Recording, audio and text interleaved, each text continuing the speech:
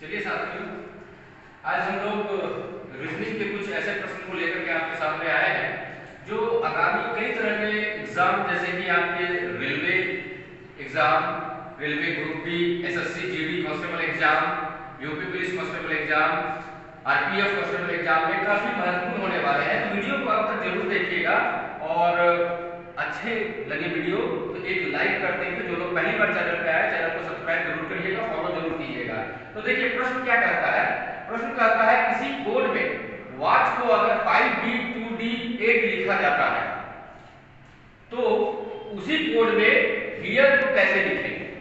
तो ऐसे प्रश्न के लिए क्या करना होगा, जहां पर कि आपको अल्फाबेट भी दिया हुआ है, साथ में डिजिट भी दिया हुआ है। तो ऐसे प्रश्न के लिए सबसे पहले हम क्या करेंगे, जैसे आप यहां पर देखिए W है, तो W को आप देखिए अल्फाबेट न्यूमेरिकल में कितने नंबर पे आता है, तो 23 पर ही आता है।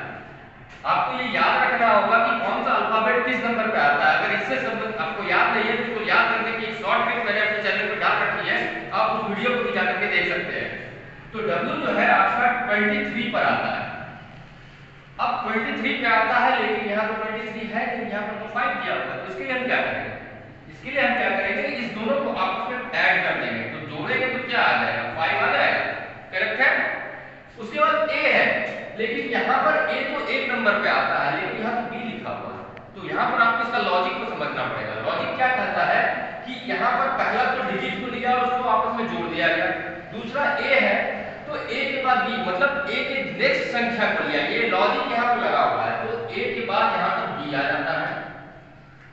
उसके बाद यहाँ T है और यहाँ पर 2 दिया हुआ है। तो T जो है अल्फाबेट न्यूमेरिकल में 20 नंबर पे आता है।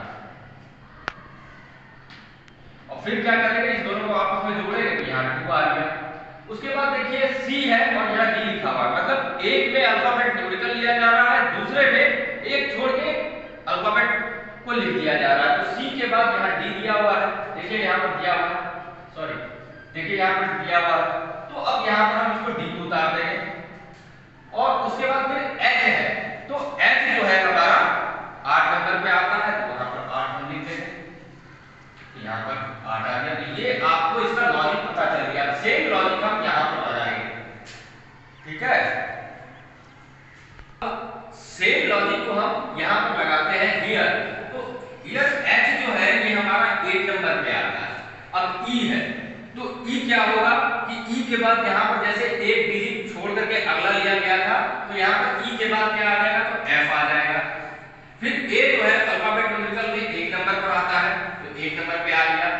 फिर R है, तो यहाँ पर हम क्या करेंगे, तो इसके बाद का जो अल्फाबेट है वो लिखना है, तो S हम यहाँ पे लिख देंगे, RS आता है ना।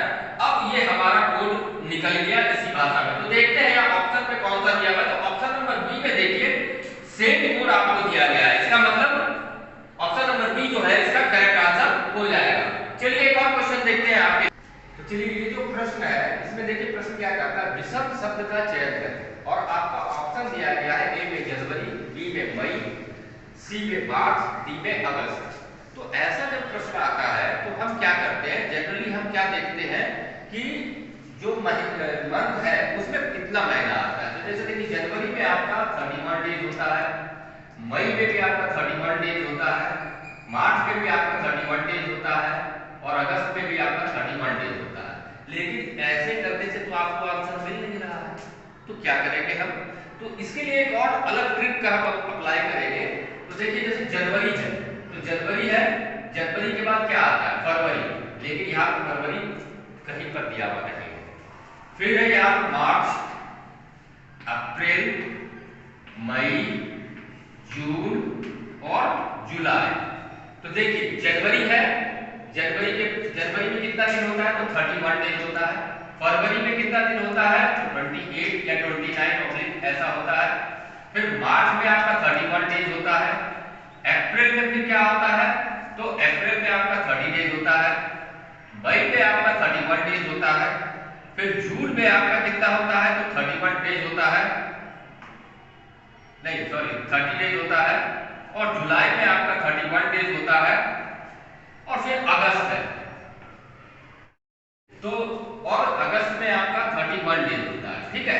अब देखिए यहाँ पे लॉजिक समझने का है आपको। तो तो यहाँ पर जनवरी लिया गया है, फिर फरवरी को यहाँ पर छोड़ दिया गया है, फिर यहाँ पर मार्च आता है तो मार्च को भी यहाँ पर लिया गया है और अप्रैल इसमें छोड़ दिया गया है, फिर मई को लिया गया है, यहाँ पर देखिए मई आता है, फिर जून को छोड़ दिया गया है और जुलाई को भी छोड़ दिया गया है, सीधा अगस्त लिया गया है। लेकिन आना क्या चाहिए था आपको, यहाँ पर जुलाई आना चाहिए था, आना क्या चाहिए था, जुलाई आना चाहिए था, क्योंकि ध्यान दीजिए जो भी छोड़ा गया 31 डेज सब लिया गया है, लेकिन जो 30 है या 31 डेज से कम है उसको एक्सक्लूड कर दिया गया है।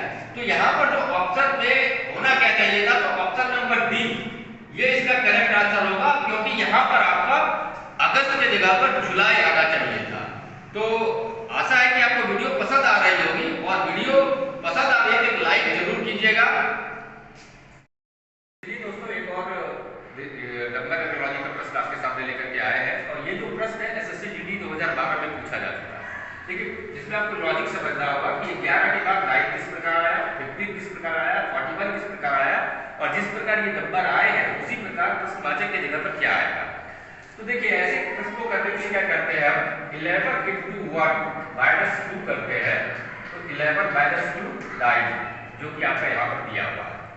सेम यहाँ पर करते हैं 15 into 2 माइनस यहाँ पर 2 था 3 करेंगे तो कितना हो जाएगा, सॉरी यहाँ पर 9 आएगा, पहले तो 9 आएगा तो 9 करेंगे, तो 9 into 2 तो कितना हो जाएगा 18 माइनस 3 15 जो कि आपका यहाँ पर दिया हुआ है। अब 15 को करेंगे 15 into 3 माइनस 4 तो कितना होना है, तो 41 45 माइनस 4 41 जो कि आपका यहाँ पर दिया हुआ है, और फिर 41 उसी प्रकार हम करेंगे 4 माइनस 5 तो कितना हो जाएगा आपका यहाँ पर 164 माइनस 5 है, तो आपका 159 आ जाएगा।